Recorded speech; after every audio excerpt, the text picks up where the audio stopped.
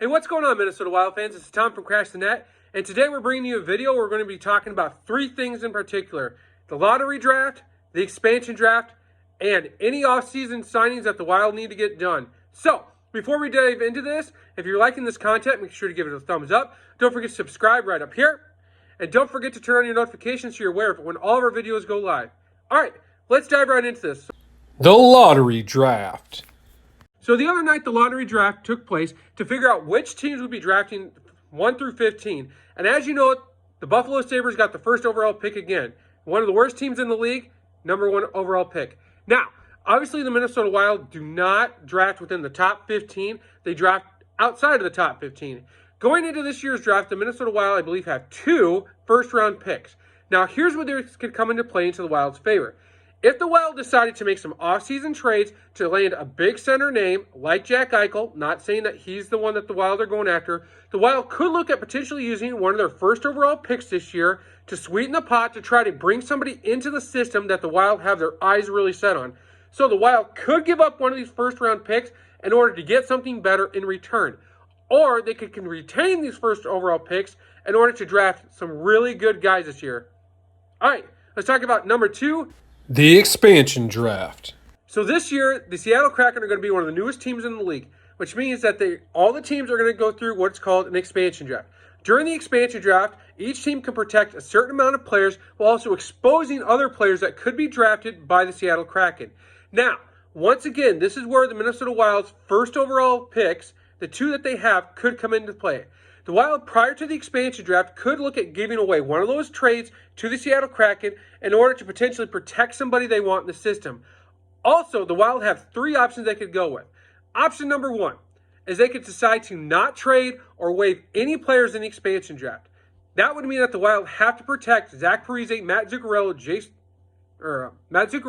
Ryan Suter, Jared Spurgeon, and Jonas Brodin because they have no movement clauses. That would also mean, because of that, the Wild would potentially expose Matt Dumba and Carson Soucy while protecting Joel Eriksson Ek, Kevin Fiala, Jordan Greenway, Marcus Foligno, Ryan Hartman, and Nico Strum. So that means that the Wild could look at doing option number 1, which, like I said, would leave Dumba or Soucy open in the expansion draft. And more than likely, if that happens, Seattle would probably take Soucy over Matt Dumba. Option number 2. They could look at trading Dumba or Greenway prior to the expansion draft, or trade them to Seattle in order to maybe protect somebody else. By doing this, this would give the Wild an opportunity to protect somebody else in the draft while giving the Seattle potentially what they want in return, or giving another team what they want in return. Option number 3. They could ask Zach Parise or Ryan Suter to waive their no-movement trade clause in order to be traded to another organization, which in return would mean that the Wild could protect somebody else. Essentially, sacrifice the sheep, protect somebody else in return. The problem with this is that Parise has stated flat out that he wants to fulfill the last 4 years of his contract and stay in Minnesota. The other side of this means is that the way that Parise is playing and the way that our system is getting younger, Parise would be looking at potentially playing a bottom 6 role, either on line 3 or on line 4. Essentially, he would be kind of falling into the same route that Mikko Koivu went to towards the end of his career. We know that Parise is getting older. We know that he doesn't have the same stamina that he had when he was younger. It's not saying that he's a slow player, but we know as they get older, things start to decline.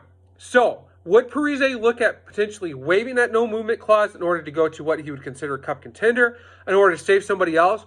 We just don't know. But we will have to see what comes out of this. The other option that could happen also is, depending on which players they could save, it would also mean that potentially one of our goalies could get basically exposed in the expansion draft. With the way that Talbot has been playing this year, they could look at potentially taking Talbot in Seattle, which would mean that Kakkonen would be our starting goaltender, and one of the guys from Iowa, either Hammond, Baraboo, Jones, or if they can get Philippe Lindbergh signed, he could potentially become into the Iowa system and within a couple years be another goalie in the Minnesota Wild system. All right, let's talk about number 3. Off-season signings. What do the Wild need to get signed in this offseason? So, there's 3 things that the Wild need to get done in this offseason that Guerin has made it a point that he wants to get done. The first and probably top priority thing that the Minnesota Wild need to get signed is Kirill Kaprizov. Obviously, this Russian superstar, we don't want him to go anywhere. He's going to be the face of the organization for the next however long. The Wild, from what I've heard, have tried to get him to sign. They thought about an 8-year contract, I believe at $8 million a year, which would be $64 million altogether. There's rumors that they might have turned it down. There's rumors that didn't happen. I do believe that he has the same agent as Artemi Panarin, so he might be looking at a contract that's close to the same type of terms and stuff. I honestly think start at 5 years, go from there, see how he's doing in the system. I don't think we're going to see him decline over those 5 years, but we all know that injuries could happen, and you don't want to lock him into a long-year deal only to have the same type of thing happen with Parise. However, I do hope at least a 5-year deal comes out of this, and we see Kirill in the system for the next 5 years. The next name that Bill Guerin has said that he wants to get signed is Joel Eriksson-Ek. Now, I know when Eriksson-Ek started his career, he kind of started slow, but over the last 2 years, Eriksson-Ek has proven that he can stay in the system and be somebody that the Wild need. At the beginning of the year, I called it the Jack line. Greenway, Eriksson-Ek, and Kaprizov. They were finding great chemistry at the beginning of the year. Now, that's not saying that line won't come back again someday. That's not saying that what we have is not going to work. But I think Eriksson-Ek definitely needs to be signed during this offseason. And the other name that Guerin has mentioned that he would like to get signed is Kevin Fiala. Fiala, I know, kind of had, some people say kind of rest up to the year, but I think Fiala has really come into his own. I know that he kind of had a chance at some other organizations, but I think once he got to Minnesota, it really kind of helped cement him that he can be a top sniper in the system. Consider also, we've got Boldy. We've got Rossi if he gets healthy again. We got Hovanov that can come into the system. First off, you've also got, who else? Konstantinov, Ryan Warwick. We got other guys that could come in. And if the Wild get, and I'm probably going to pronounce his name wrong, so excuse me here, I believe it's Xavier, is it Bergolt or something like that? I probably pronounced that wrong, so forgive me on that one. Sorry, ladies and gentlemen, I didn't pronounce it correctly. But if the Wild could draft him this year, they could have a lethal top 2 lines throughout the entire league.